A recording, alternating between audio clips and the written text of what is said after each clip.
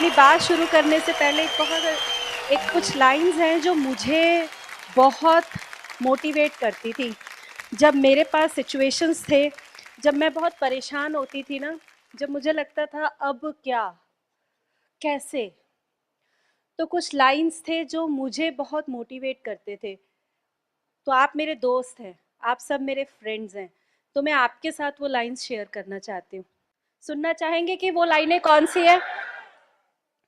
मुश्किलें ज़रूर हैं मगर ठहरी नहीं हूँ। मुश्किलें ज़रूर हैं मगर ठहरी नहीं हूँ। मंजिल से ज़रा कह दो अभी पहुंची नहीं हूँ। मुश्किलें ज़रूर है मगर ठहरी नहीं हूँ। मंजिल से ज़रा कह दो अभी पहुंची नहीं हूँ। कदमों को बांध ना पाएंगी मुसीबत की जंजीरें। कदमों को बांध ना पाएंगी मुसीबत की जंजीरें। रास्तों से ज़रा कह दो अभी भटकी नहीं हूँ मैं। सब्र का बांध टूटेगा। होता है आपके साथ? टूटता है आपका सब्र? बहुत बार टूटता है। सब्र का बांध टूटेगा तो फना करके रख दूंगी। दुश्मन से जरा कह दो अभी गर्जी नहीं हूं मैं। दिल में छुपा के रखी है, दिल में छुपा के रखी है लड़कपन की चाहते। दोस्तों से जरा कह दो अभी बदली नहीं हूं मैं। साथ चलता है दुआओं का काफिला। जब आपका सब्र टूटता है ना, तब ये ब्रिड सिस्टम, ये अपलाइन, ये मेंटरशिप प्रोग्राम, आपकी फैमिली तब आपके लिए दुआ करते हैं। साथ चलता है दुआओं का काफिला। किस्मत से जरा कह दो अभी तन्हा नहीं हूं मैं। देखो, जब आप कोई भी बड़ा काम करने निकलोगे, जब कुछ भी बड़ा करोगे, आपको क्या लगता है? आज आप मुझे देख रहे हो just as a finish product of Brit, but आपको क्या लगता है कि बस मेरी लाइफ में तो आया ही नहीं होगा ना कुछ? बोले अच्छा ये तो बस भगवान जी ने भेजा है इसको, इसको तो कोई चैलेंज देना ही नहीं, ऐसा हुआ होगा? बोलो जी। ये वो लाइनें हैं जिनको मैंने पता नहीं कितनी बार पढ़ा है। ये वो लाइनें हैं जिनको मैं पढ़ती थी और अपने आप को बोलती थी कि हे ईश्वर, अगर तूने मेरे को कोई चैलेंज दिया है, इसका मतलब तुझे ये पता है कि I am capable to handle that. ईश्वर, आपको पता है कोई भी ऐसा काम या ऐसा चैलेंज देगा ही नहीं जिसको आप हैंडल नहीं कर सकते। अगर आज आप इस हॉल में बैठे हो, अगर आप यहाँ तक आए हो, अगर बिजनेस आपकी लाइफ में आ ही गया है, तो it means you are capable to do that. इसीलिए ईश्वर ने आपको दिया है, वरना लाखों लोग बाहर भी खड़े हैं जिनकी लाइफ में है ही नहीं। चैलेंजेस का मतलब ये नहीं होता कि तुम रुक जाओ। चैलेंजेस का मतलब ये होता है कुछ और कर लो, ये कम हो जाएगा। अगर मैं अपनी बात करूं तो जब मैं इस बिजनेस में आई थी, तो मतलब मुझे ये लगता था कि क्या मैं ये कर पाऊंगी, क्योंकि मैं टीचिंग लाइन में थी, अपनी एजुकेशन में बहुत अच्छा कर रही थी, बहुत सारी चीज़ें करी थी, लेकिन ये लोगों का बिजनेस था तो डर लगता था कि क्या मैं ये कर पाऊंगी। लेकिन आप एक बात बताइए, अगर मैं आपके सामने कर कर खड़े हो सकती हूँ, अगर मैं उन चैलेंजेस को ओवरकम कर सकती हूँ, तो आप मेरा साथ देंगे ना ओवरकम करने में अपने चैलेंजेस को? आप अपने चैलेंजेस ओवरकम करना चाहते हो? हैं आपकी लाइफ में चैलेंजेस? या कोई एक जना है जो हाथ उठाएगा कि है ही नहीं? मैंने पहले ही बोला था, जिसकी लाइफ में सिचुएशन नहीं, जिसकी लाइफ में चैलेंज नहीं, डोर इज ओपन देयर। ऊपर जाना है, जाना है। देखो, जरूरी थोड़ी कि कुर्सी खाली है तो आप बताओ कि कुर्सी खाली है। अब वो शोर पहले वाला मचाओ तो जरा देखें, बाहर जो चले गए उनको ये महसूस तो हो। जो बाहर गए वो जल्दी वापस अंदर आएंगे आपका शोर सुन के, है ना? मैं आपको वो चीजें बताऊंगी जो मैंने किया, वो चीजें बताऊंगी जिससे मैंने अपने चैलेंजेस, मैंने अपने रिजेक्शंस को ओवरकम किया। और मुझे इतना पता है कि अगर मैं वो रिजेक्शंस को, वो चैलेंजेस को ओवरकम कर सकती हूँ, तो कोई भी कर सकता है। देखो आप सब गाड़ी चलाते हो जब गर्मियों में, तो थोड़ा सा दूर ना पानी दिखता है, दिखा है कभी किसी को? फिर जब पास जाते हैं तो क्या होता है? वो नहीं होता। तो rejections are like that only. दूर से देखते रहो ना, तो लगता है अरे ये नहीं है, अरे ये मेरे से नहीं होगा, ये इसने मना कर दिया, इसने वो कर दिया, लेकिन जैसे ही पास पहुंचते हो ना वो गायब हो जाता है। तो rejections are always the next door for the success. अगर आपकी लाइफ में जितना बड़ा सक्सेस, जितनी बड़ी कामयाबी, यहाँ पे कोई 6% बैठा है, 3%? खड़े होइए एक बार, एक जना, कोई एक जना, एक नाइन, एक कोई एक नाइन खड़े होइए, एक 12 खड़े होइए, एक एक रहिएगा, नहीं तो मैं कंफ्यूज हो जाऊंगी। एक, एक छः, एक तीन, एक छः, एक 12, एक 15, एक 18, एक सिल्वर, एक गोल्ड, एक प्लैटिनम, एक एमरल्ड, कोई डायमंड बैठा है तो एक डायमंड, एक एक। अब मुझे एक बात बताइए, बाकी लोग 3%er वाले ने ज्यादा रिजेक्शन झेली होंगी कि 9% वाले ने ज्यादा? जल्दी जल्दी बोलिएगा।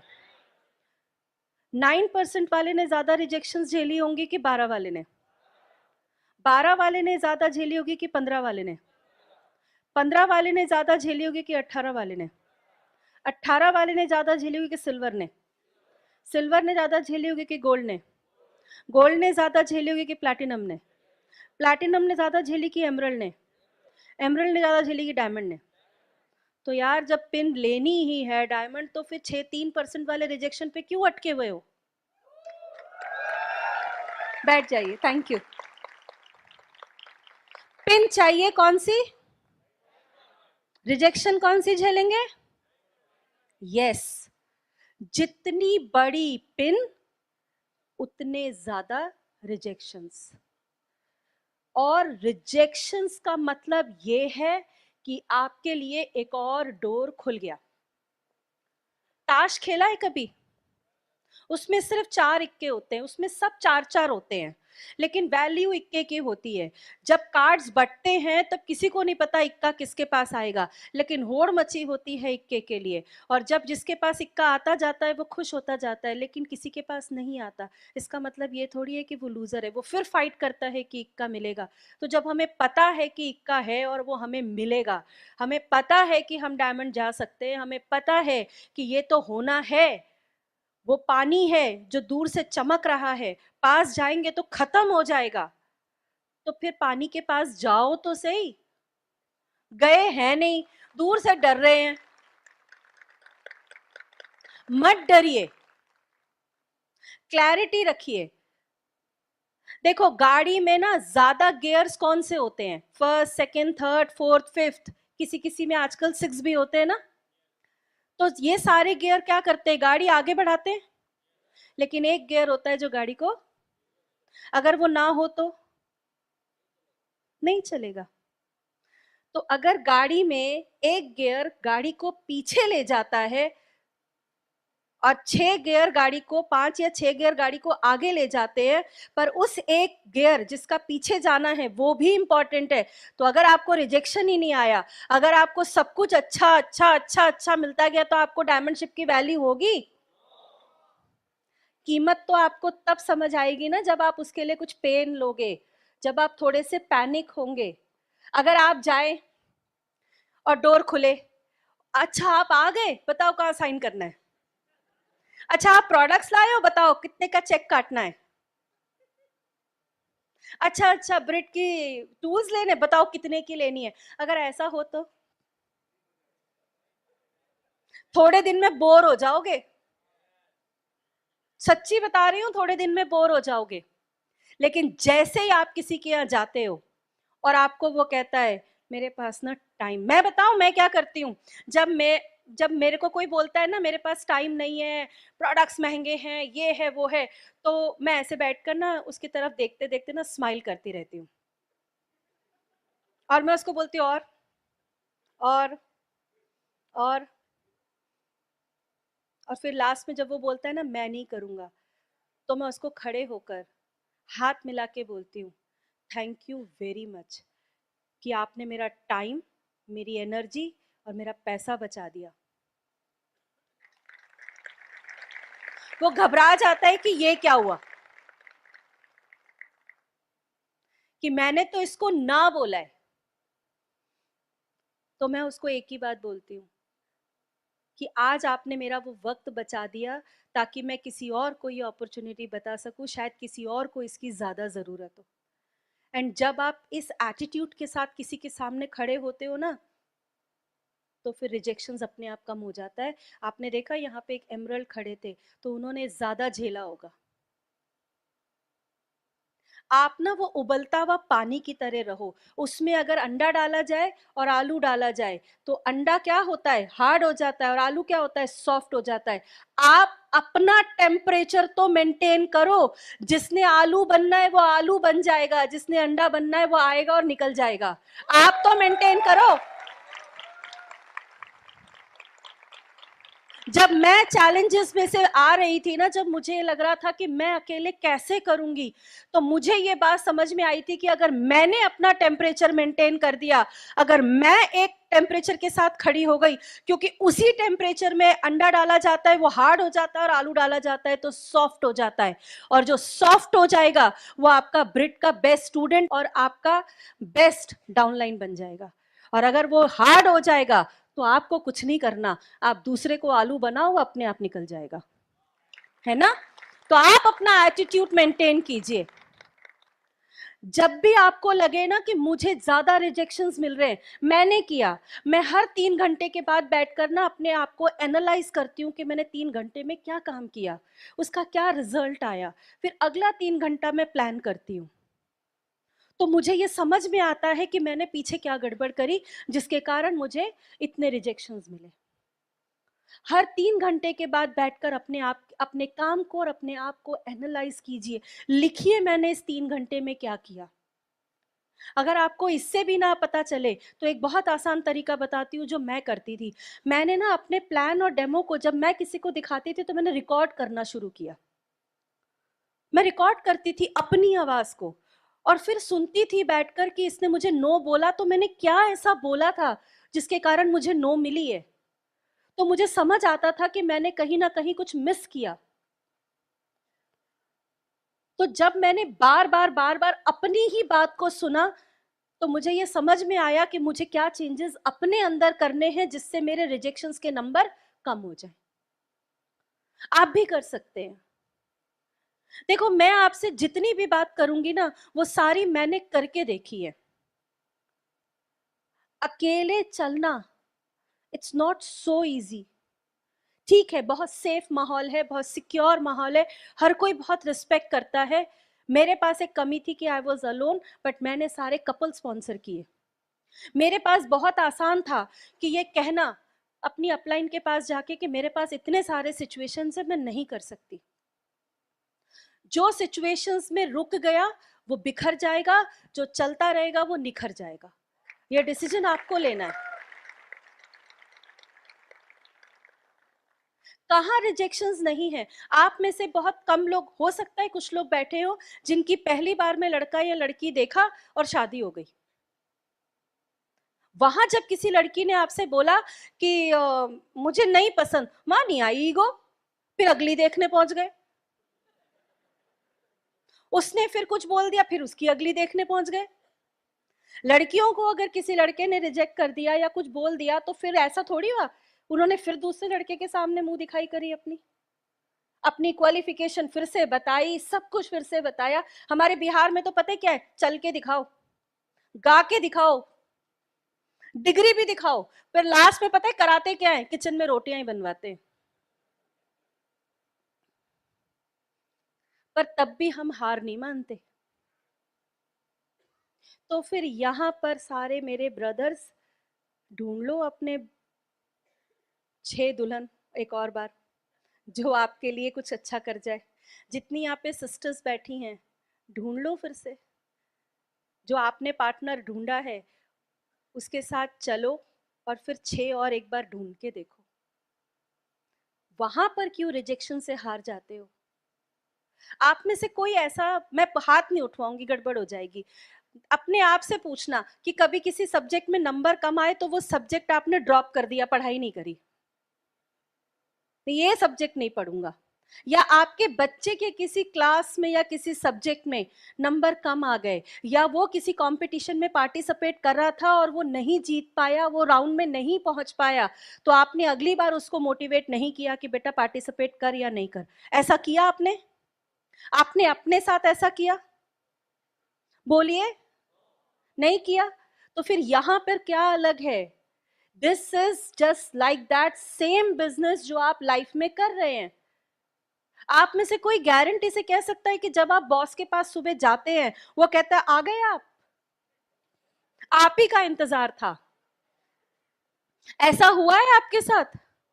हर रोज हम अलग अलग चीजों के लिए रिजेक्ट होते हैं और करते हैं, लेकिन जब बिजनेस की बात आती है, क्योंकि वो हमारा एडॉप्टेड चाइल्ड है, जब ब्रिट की बात आती है तो वो हमारा एडॉप्टेड एजुकेशन सिस्टम है, तो हम वहां पर चीजें गड़बड़ करते हैं। देखो, मैं आपसे फिर बोल रही हूं, अगर आप अपनी अंदर की दुनिया को ठीक कर लोगे तो आपके रिजेक्शंस के नंबर कम हो जाएंगे। जो आप सोचते हैं, आप घर से बाहर निकले और आपने कहा जा तो रहा हूं प्लान दिखाने, पता नहीं क्या होगा, तो गारंटी है कुछ गड़बड़ होगा। मैं क्या बोलती थी? Thank you thank you thank you God, मैं जिसके घर जा रही हूं वो मेरा नेक्स्ट 7 महीने में गया हुआ प्लैटिनम है। मुझे नहीं पता वो कस्टमर बनेगा क्या होगा, लेकिन मैं उसके बारे में यही बोलती थी। और अभी मेरी क्वालिफिकेशन के टाइम में एक लड़की सिर्फ 25 साल की 7 महीने में प्लैटिनम गई, क्योंकि मैं बोल रही थी लगातार। आप सच में अगर चाहते हो आपके बिजनेस का पूरा स्ट्रक्चर ही बदल जाए, पूरा का पूरा उसका सिनेरियो बदल जाए, तो आप गोल्डन डायरी में लिखो। मैं लिखती हूं thank you thank you thank you God, I have the most excited, most United, most diversified, most profitable, ये मैं लिखती हूं। देखो, गोल्डन डायरी लिखते वक्त कोई नहीं देख रहा, इसीलिए वो बहुत बोरिंग काम है। लेकिन अगर आपने उसमें लिख दिया कि मैंने कभी नहीं लिखा कि thank you thank you thank you God, मेरे टीम में ना लोग ज्वाइन कर रहे हैं, मैंने हमेशा लिखा थैंक यू। और मैं बार बार, आप ध्यान दो मैं क्या बोल रही हूँ, thank you thank you thank you God. Power of subconscious mind की जो किताब है उसके अंदर ये लिखा हुआ है, 3 बार बोलते हो तो घंटी बजती है। Thank you thank you thank you God. मेरी ऑर्गेनाइजेशन में लीडर्स ज्वाइन हो रहे हैं। हम कई बार क्या बोलते हैं, एक डेली खरीदने वाला कस्टमर ही आ जाए, आप जो मांगोगे वो मिल जाएगा। कभी भी लाइफ में ऐसी एक भी जगह याद कीजिए जहां पर आप कभी रिजेक्ट ही नहीं हुए। कहीं ना कहीं हुए हैं। मैं अपना बताती हूं, मैं और मेरा बड़ा भाई, मैं कितनी बार रिजेक्ट हुई उसके सामने। हर बात में कहा जाता था कि ये बेस्ट है, बट मैंने अपने एफर्ट डालने बंद नहीं किए। जब मैं एमवे बिजनेस में आई तो मेरा ब्रदर बोला या तो एमवे छोड़ दे, मैं तो तेरे से राखी नहीं बंधवाऊंगा। उसने मुझसे 10 साल राखी नहीं बंधवाई, और अभी जब मैं डायमंड गई तो वो मेरे दरवाजे पे आया, राखी नहीं बांधेगी।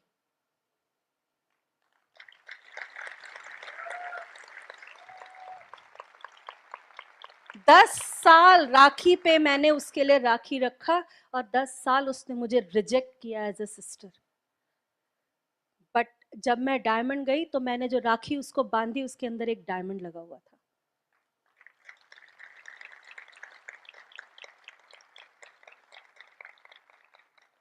जब आपको कोई कहे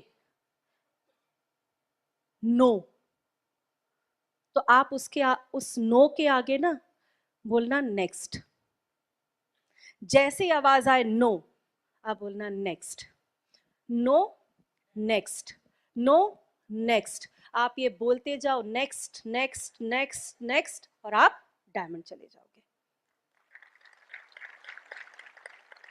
क्योंकि ये बिजनेस तानों से तालियों का सफर है।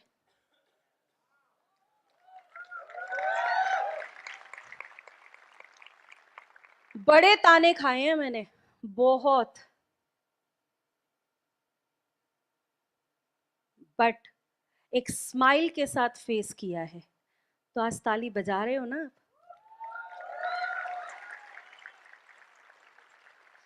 बड़ा ही सिंपल है, तानों से तालियों का सफर है। और तानों से तालियों के सफर में अभी बाहर ब्रेड काउंटर लगा है ना, जब आप यहाँ से जाओगे और अगर आपने एक सीडी या एक बुक या एक ब्रेड किट या कुछ नहीं खरीदा, तो तानों से तालियों का सफर बहुत मुश्किल होने वाला है। मंदिर आ तो गए, पर प्रसाद लेके नहीं जाएंगे जी। ऑफिस में हम गए तो हैं, लेकिन आज सामान नहीं खरीदेंगे, कल खरीदेंगे, और फिर पैसा भी चाहिए। मंदिर में चढ़े हो तो चढ़ावा चढ़ाते हो वहां पे, इस मंदिर में चढ़ावा चढ़ाओगे ना तो दुनिया आपको माला पहनाएगी।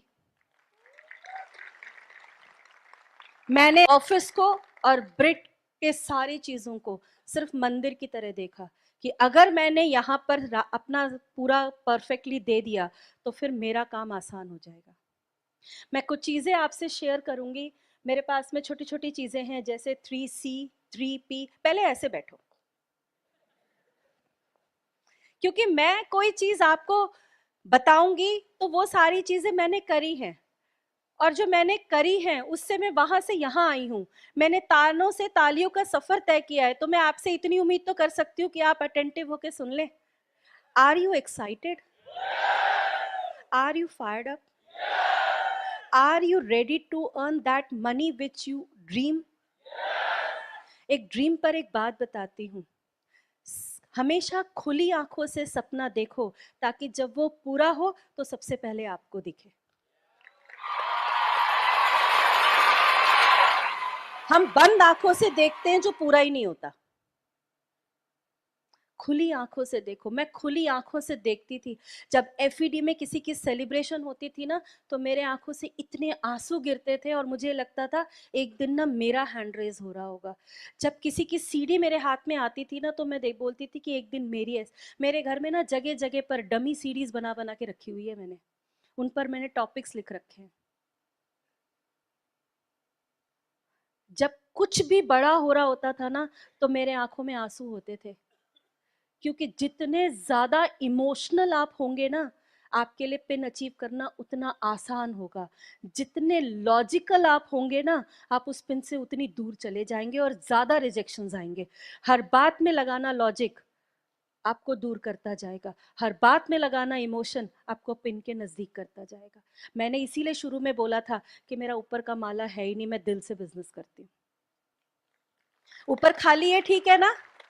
देखो ऊपर खाली है। मेरे को गाड़ी अभी मैंने ली, तो उसने मेरे को बोला पंडित जी ने कि बोनट खोलो। मैंने कहा इसमें कहाँ होता है बोनट? आसान है ना? डायमंड चली गई, बोनट खोलने वाला बंदा रख लिया मैंने। सही है। मैंने उनको बोला आपको पता है बोनट का है? बोले हाँ। मैंने कहा पर आपके पास एक्सेल 6 नहीं है, मेरे पास है। तो आपको क्या आता है इससे फर्क नहीं पड़ता, आप कितने इमोशनल हैं। मैंने एक बहुत अच्छी लाइन, में किसी पॉलिटिकल लीडर को प्रमोट नहीं कर रही हूँ, मैं मोदी जी की बहुत अच्छी फॉलोअर हूँ, because is a very good leader. मैं किसी पॉलिटिकल उस पर बात नहीं कर रही। उन्होंने एक लाइन बोली थी जो मुझे बहुत अच्छी लगती है। उन्होंने कहा जीतने का मजा जब है जब सारे लोग दुआ कर रहे हो आपके हारने की। ये लाइन मुझे उनकी बहुत अच्छी लगती है, बहुत अच्छी लगती है, कि जीतने का मजा तब है जब सब आपके लिए दुआ कर रहे हो कि आप हार जाओ। सोचो इस बिजनेस में तो सब दुआ करते हैं जीत जाओ, बट हम जीतने वाले बनते ही नहीं। हम ही अपलाइन को रिजेक्ट कर देते हैं, हम ही टीम में लोगों की छोटी छोटी बातों पे रिजेक्ट करते रहते हैं। मैं आपसे सिंपल एक बात पूछती हूँ कि अगर आपके बच्चे ने कभी गलती से, छोटा सा बच्चा है 3 साल का, आपसे बहस हो रही है, बहस हो रही है, उसने आपको गलती से एक थप्पड़ मार दिया, आप क्या करोगे? उसको बाहर निकाल दोगे? आपके पार्टनर से कोई छोटी सी गलती हो गई तो क्या आप घर से बाहर निकाल दोगे? तो फिर आपकी team, treat your team like a kid. बच्चों की तरह ट्रीट करके देखो उनको। आज मैं अपनी अपलाइन को बिग बी बुलाती हूँ, फादर बुलाती हूँ, क्योंकि वो मुझे बच्चे की तरह ट्रीट करते हैं। वो मुझे बोलते हैं, जब मेरा सेलिब्रेशन किया उन्होंने एज ए डायमंड, तो वो रो रहे थे, उनकी आंखों में आंसू थे। उन्होंने बोला आज मैंने तेरा कन्यादान कर दिया। मेरे लिए बहुत बड़ी बात थी वो, क्योंकि बीइंग एज अ सिंगल चलना ही बहुत मुश्किल है। बट मैंने एक ही काम किया कि जीतने का मजा तब है जब आपकी हारने की दुआ पड़ोसी कर रहे हो, है ना। तो मैं आपसे छोटी छोटी चीजों के बारे में बात करूंगी। कुछ चीजें मैंने समझी और मैंने उसको अप्लाई किया, आप भी उसको कर सकते हैं। मैं बताऊंगी ये क्या है। 3C, 3J, 3S, 4P, ये मैं बताऊंगी आपको सारी चीजें क्या है, क्योंकि ये मैंने जब किया तो मेरे बहुत काम आया। आप सब लोग चाहते हैं कि वो जो दूर से पानी दिखता है वो आपको तंग ना करे गाड़ी चलाते वक्त, क्योंकि देखो मैंने आपको गाड़ी में बिठा दिया और ड्राइविंग सीट पे बिठा रखा है। बैठे हो आप ड्राइविंग सीट पे? अच्छा, आप में से कितने लोग ड्राइविंग सीट पर ऐसे बैठते हो? कैसे बैठते हो?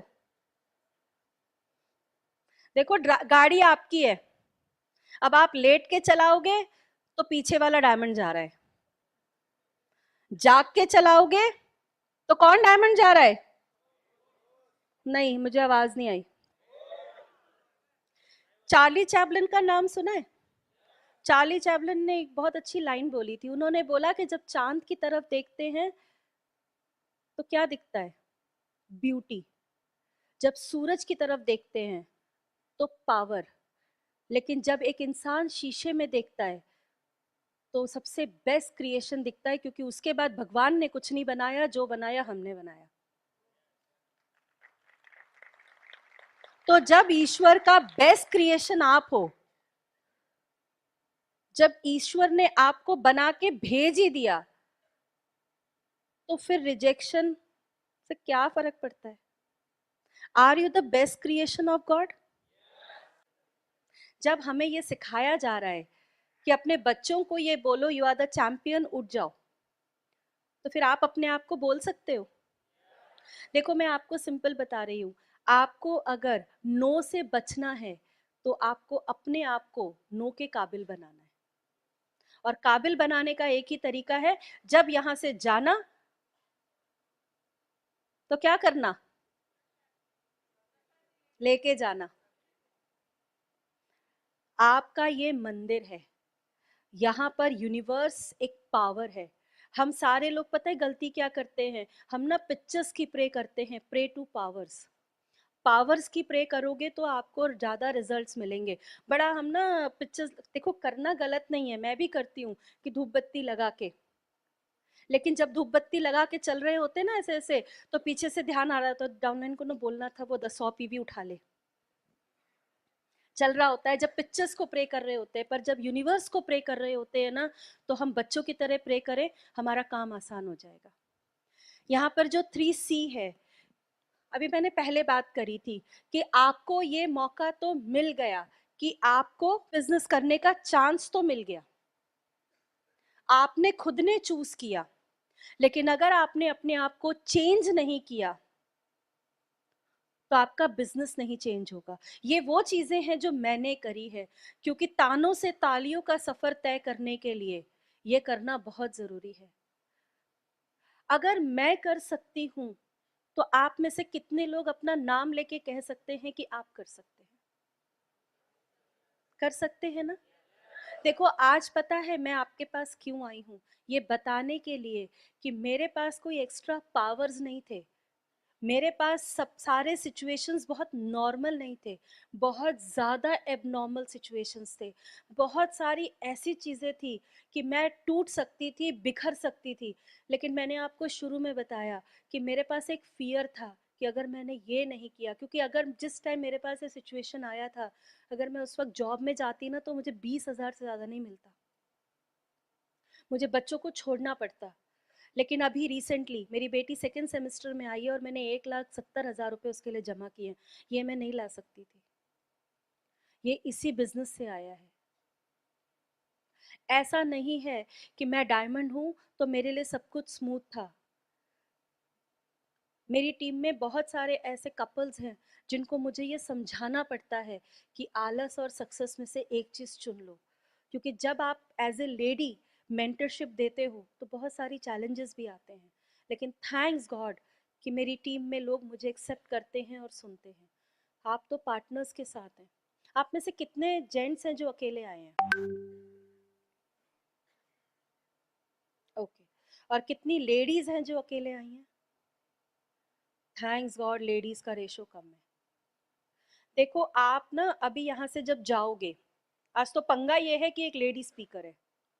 अभी आप घर जाके ना पूरा आपके में कितना 32 टायर में हवा भरता है ना, 32 भर गया। अब घर जाके ना कहना मैं एक लेडी को सुनकर आया हूँ जो डायमंड गई है। अभी वो 32 ना 0 में कन्वर्ट हो जाएगा।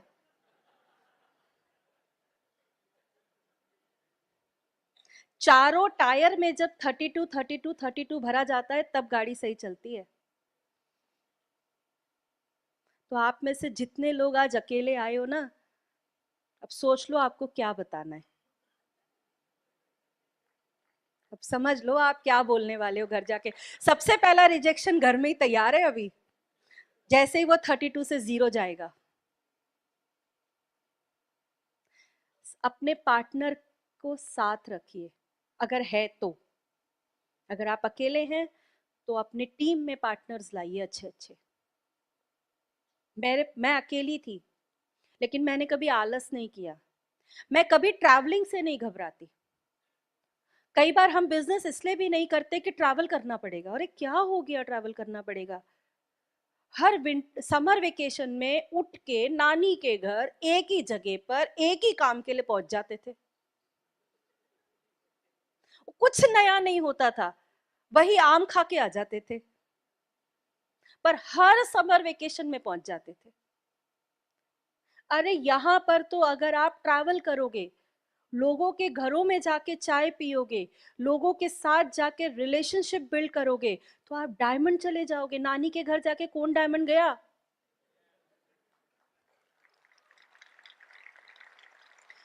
क्योंकि मैंने ये बात इसलिए करी क्योंकि समर वेकेशन आने वाली है। मनाली जाने से अच्छा है, सबको पता है। देखो अपने पैसे खर्च करके कहीं भी जाने से अच्छा है मुफ्त में जाना। बोलना जरा मुफ्त। मैंने इसलिए फ्री नहीं बोला। लाइफ में हिंदी वाला फन चाहिए कि इंग्लिश वाला फन चाहिए? सोचो, फिर से सोचो। हिंदी वाला फन चाहिए कि इंग्लिश वाला? फिर सोचिए, इधर से पूछती हूँ, हिंदी वाला फन चाहिए कि इंग्लिश वाला? अरे फिर सोचो मैं क्या बोल रही हूँ। हिंदी वाला फन ऐसे होता है और इंग्लिश वाला फन होता है जो हम इंजॉय कर रहे हैं, आपके आगे लीडर्स इंजॉय कर रहे हैं। क्या चाहिए? इंग्लिश वाला फन चाहिए। हिंदी वाला फन में तो अब समझ आया कौन सा चाहिए? पैसे खर्च करके शॉपिंग करने में और घूमने में मजा नहीं आता, जो मुफ्त के पैसों से शॉपिंग करने में और घूमने में मजा आता है। तो जितनी ज्यादा रिजेक्शंस आपको मिले, उसको बस एक ही बात बोलना, मैं ना अगले साल फ्री ट्रिप पे जा रहा हूं। बोलो और नो बोलो। मैंने कहा था ना, स्टेडियम में शोर जब मचता है तो प्लेयर को ये नहीं सुनाई देता है कि पॉजिटिव है कि नेगेटिव। उसको सिर्फ एक चीज सुनाई देता है, शोर। आपको जितने रिजेक्शंस आए आप बोलना और बोलो मैं डायमंड जा रहा हूं, और नो बोलो, क्योंकि जो एमरल्ड गए थे उन्होंने ज्यादा नो सुने थे। तो अगर आपको आगे की कुर्सी पर आना है तो आपको ज्यादा नो सुनने हैं। आपने चूज किया, आपको मौका मिला, तो आपको चेंज भी होना पड़ेगा। अगर हम 3J की बात करें तो सबसे बड़ी चीज है कि आप तो जुड़ गए, लेकिन क्या दिल से जुड़े हो? अभी रोज हायर और फायर कर रहे हो खुद को, अपलाइन को। आप खुद जुड़िए और ब्रिट के अच्छे स्टूडेंट बनिए और सेम काम लोगों को जोड़िए। जब आप खुद जुड़ेंगे सही तरीके से और लोगों को जोड़ेंगे, तब आप जीत जाएंगे। 3S, सीखिए, समझिए। मैंने ये नहीं बोला सीखिए सिखाइए, सिखाइएगा मत। अगर आपको अपने बच्चे का कभी दुश्मन बनना हो ना, एक बार पढ़ा के देखना, बेटर है ट्यूटर लगा लो। कभी भी अगर आपको अपने बच्चे से दुश्मनी लेनी है ना, उसको बोलो बेटा आजा मैं पढ़ाती हूँ या मैं पढ़ाता हूँ, फिर देखो। मैं एक नेशनल विनर डांसर की, एज ए कथक, जब मैंने एक दिन अपने बेटे को बोला, मैंने कहा बेटा ये स्टेप ऐसे नहीं ऐसे, आपको ना कुछ नहीं आता, बताओ। तो अगर आपको कभी दुश्मन नहीं बनना ना, तो कभी मत सिखाना। सेम एज, कभी बैठ कर ना अपनी डाउनलाइन को बहुत ज्यादा ना सिखाइए मत, उनके साथ ग्राउंड पे काम कीजिए। सीखिए, समझिए लोगों की फीलिंग्स, और थोड़ा सा संयम रखिए, थोड़ा सा संयम रखिए कि आए हैं तो ये बिजनेस पेंशन प्लान की तरह है, आज काम करेंगे, कल पैसा आएगा, हम भी इंजॉय करेंगे और जीते जी इंजॉय करेंगे। ये इंश्योरेंस की तरह नहीं है कि मरने के बाद मिलता है, आपको भी मिलता है और आपके बच्चे को भी मिलता है और आने वाली जनरेशंस को भी मिलता है। तो थोड़ा सा संयम रखिए। आपने काम किया थोड़ा और आपको पैसा 50,000 आ जाए, ऐसा नहीं होता, तो थोड़ा संयम रखिए। और जो 4P है वो है पीपल। पहले हमको बनना है एक अच्छा इंसान, फिर हम बनाएंगे अच्छे इंसान। मेरी अपलाइन बोलती है बंदा कौन बनेगा, तो लोग बोलते हैं आप, अरे नहीं हम, मतलब मेरे को बनना है पहले एक अच्छा इंसान। मैं एक अच्छा इंसान बन जाऊंगी तो मेरे टीम में बहुत सारे ऐसे लोग आ जाएंगे। दूसरा, पर्पस। जब अफेयर होता है ना, तो पर्पस बिल्कुल क्लियर होता है, शादी करनी है, फिर सारी दुनिया एक तरफ और शादी हो जाती है। यहां पर भी पर्पस क्लियर रखिए कि आ तो गए हैं अंदर, लेकिन क्या मेरा पर्पस क्लियर है। कई बार मैंने देखा है कि हम जिस बिजनेस में हैं उसी की बुराई करते हैं। बाहर से कोई आ जाता है, अरे तुम्हारा तो ऐसा ही, मेरे पास आ जाओ, अच्छा चलो। नहीं, पर्पस क्लियर कीजिए।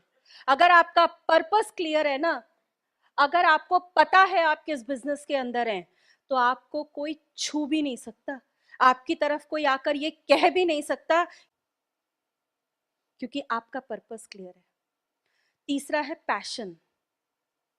हम कितने सारे कामों के लिए पैशनेट हैं, लेकिन क्या हम अपनी सक्सेस, अपने बैंक में बैलेंस बढ़ाने के लिए पैशनेट हैं? क्या हम लोगों की जिंदगियां बदलने के लिए पैशनेट हैं? और चौथा है प्राइड।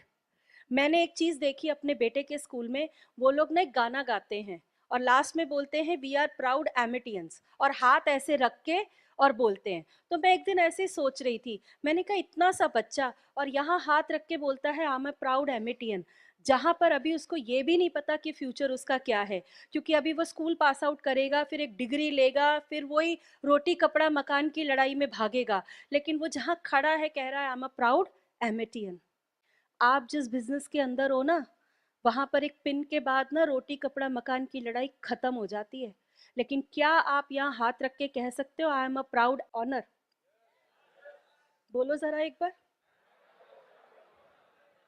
सारा दिन बोला करो I am a proud breed student. हम नहीं बोलते। इतना सा मेरा 10 साल का बच्चा स्कूल में खड़ा होकर बोलता है आई एम अ प्राउड एमिटियन, जहां पर उसको पता ही नहीं है कि फ्यूचर में क्या होना है।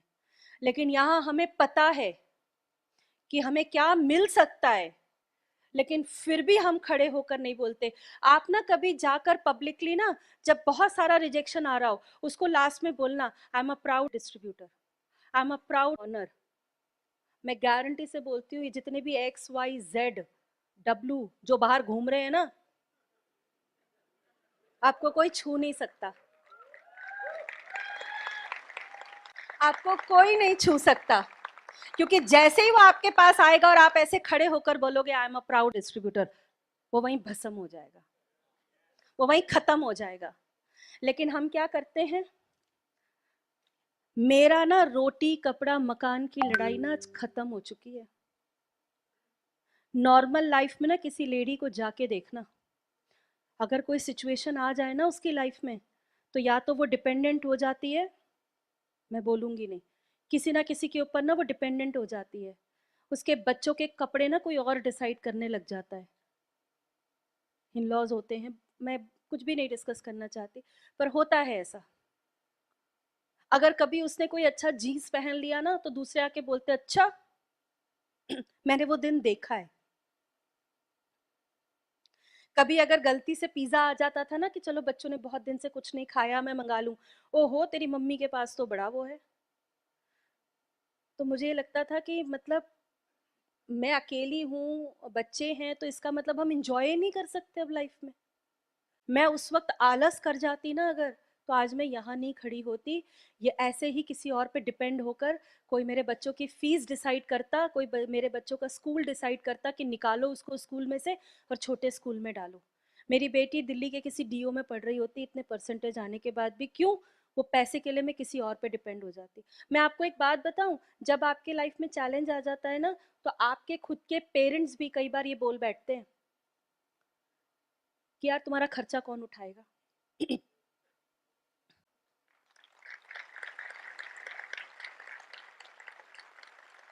रोज देखा है मैंने रिजेक्शंस। आज मैं आपके सामने खड़ी हूं, अगर मैं बिजनेस में नहीं होती और थोड़ा सा भी तैयार होती ना, तो बातें बन जाती। आपको कोई भी अगर रिजेक्ट करता है, एक बात याद रखना, जब आपके बारे में कोई बुरा बोल रहा है, तो वो आपके बारे में बुरा नहीं बोल रहा, वो अपने बारे में बता रहा है कि मैं कैसा हूं। तो अगर कोई आपको रिजेक्ट कर रहा है, इसका मतलब वो आपको नहीं, वो उस अपॉर्चुनिटी को रिजेक्ट कर रहा है जो उसकी लाइफ में आ सकता था, उसका भला हो सकता था, लेकिन उसको अपना भला नहीं करना। तो फिर आप क्यों दुखी हो रहे हो? वो जस्ट उस पानी की तरह है जो दूर से चमक रहा है, पास जाओगे तो गायब हो जाएगा, ये मेरी गारंटी है आपको।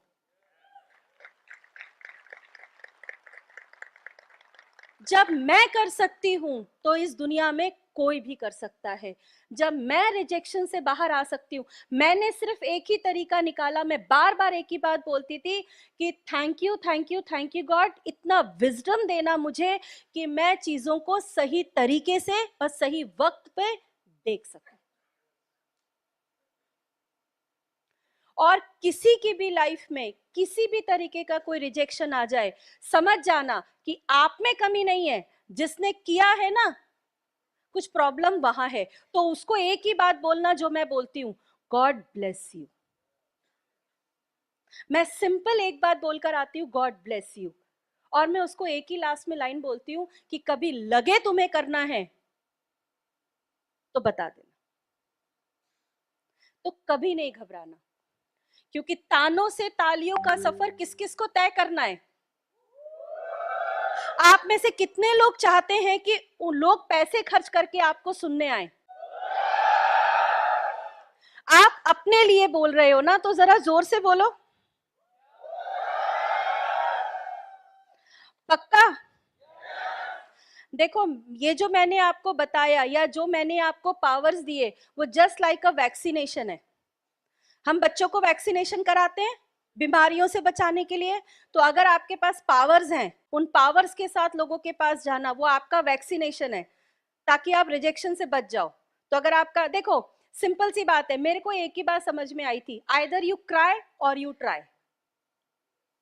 या तो रोते रहो या कोशिश करते रहो।